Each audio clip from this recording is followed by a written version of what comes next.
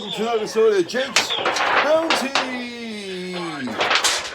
That's right. Hey, I'm in the studio. September the 16th, 2022.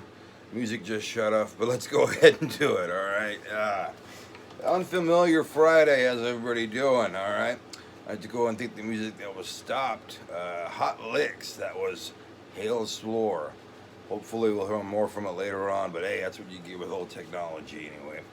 I'm going to go ahead and thank the sponsors. We got Dog Training for Dummies, as well as retro challenges and trivia puzzles and all that good stuff for the 70s and 80s. Type in the word retro, it gets their $5.99 on my website. Type in the word dummy at my website, and you get the Dog Training for Dummies book over there for $5.99.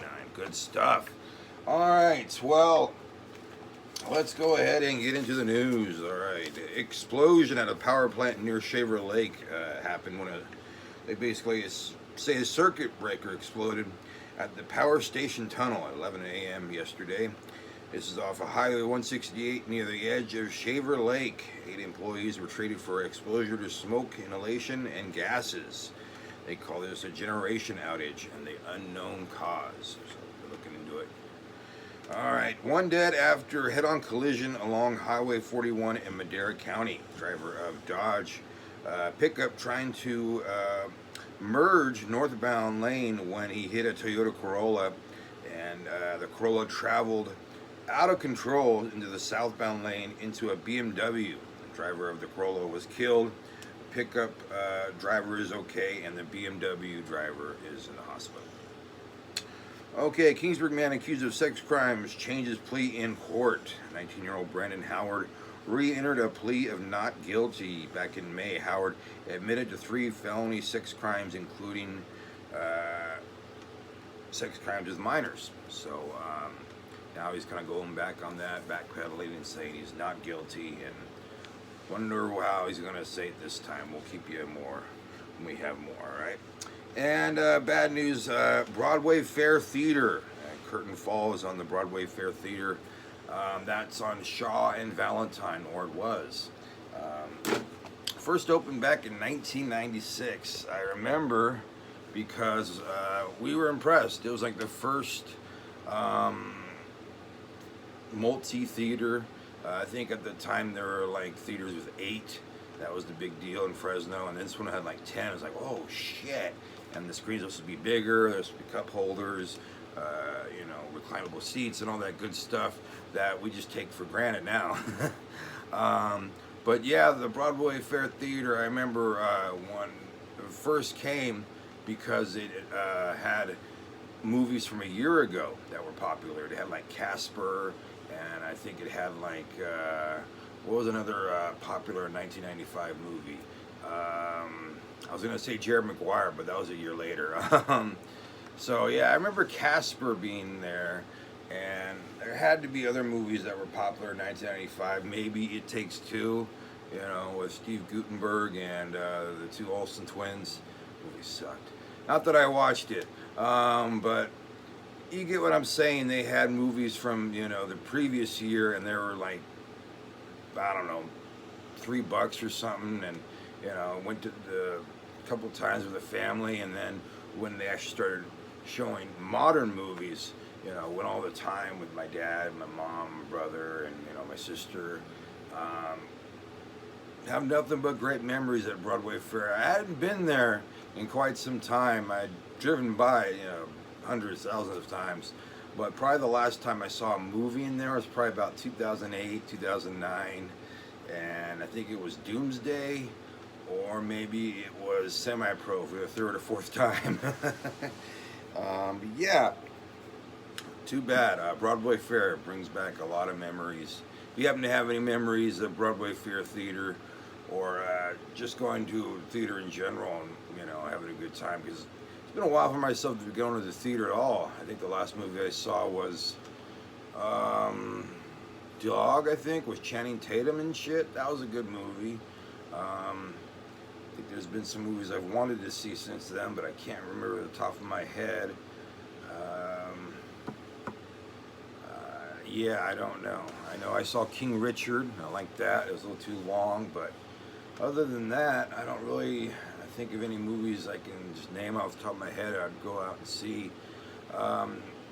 Now, Broadway Fair was the last of United Artists, who's now owned by Regal Cinema, who now owns Manchester, who owns Edwards Cinema, and yada yada yada. They also own about majority of all the theaters. So if you see a theater, it's mostly owned by Regal Cinema or something like that, or not Regal Cinema, but excuse me.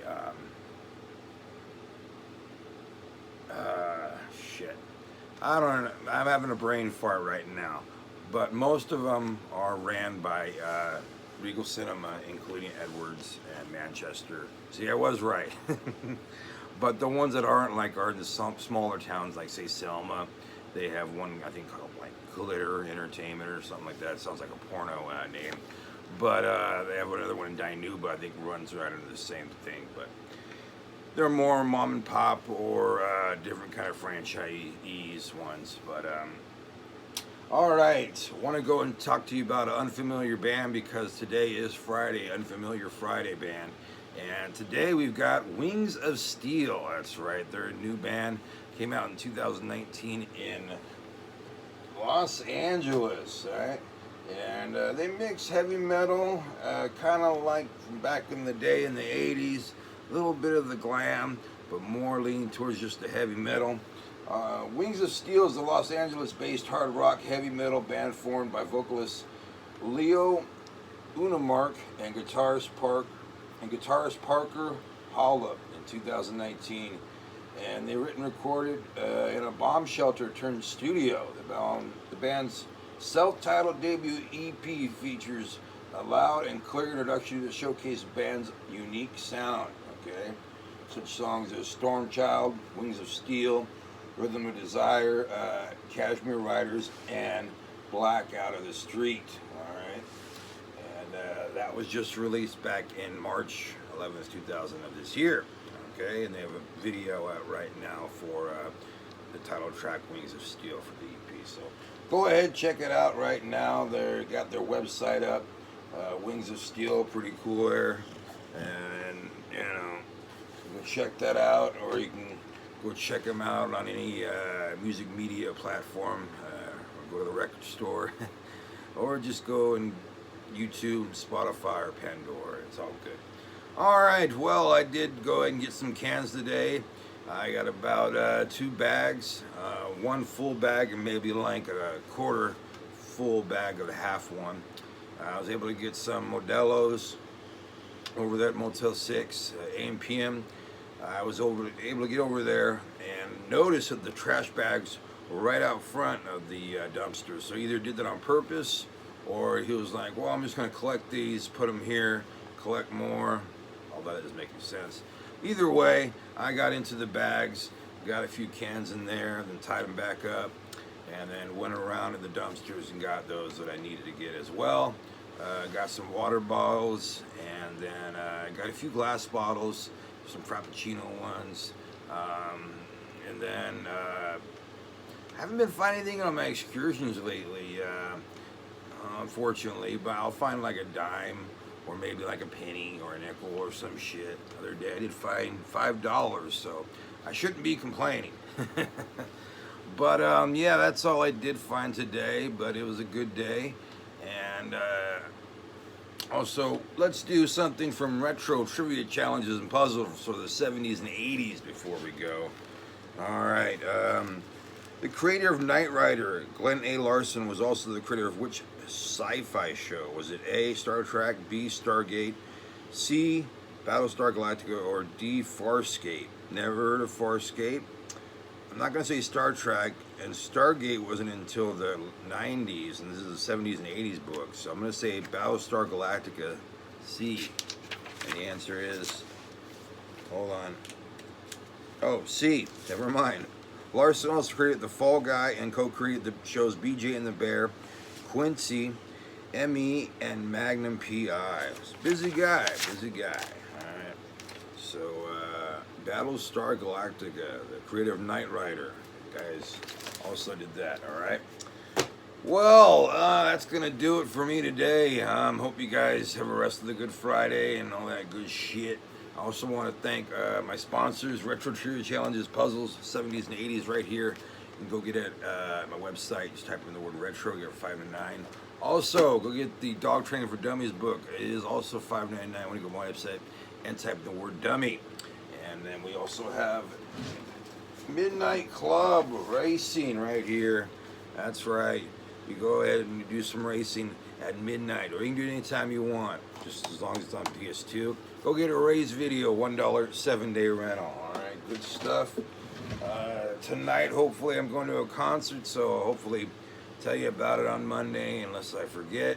I'll also be turning my cans and doing much more and having it happen back in this day in history also on Monday. So come join me for that, and the news, my bounty, and so much more.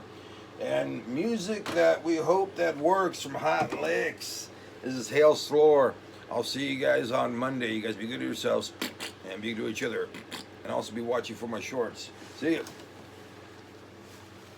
Hail Slower.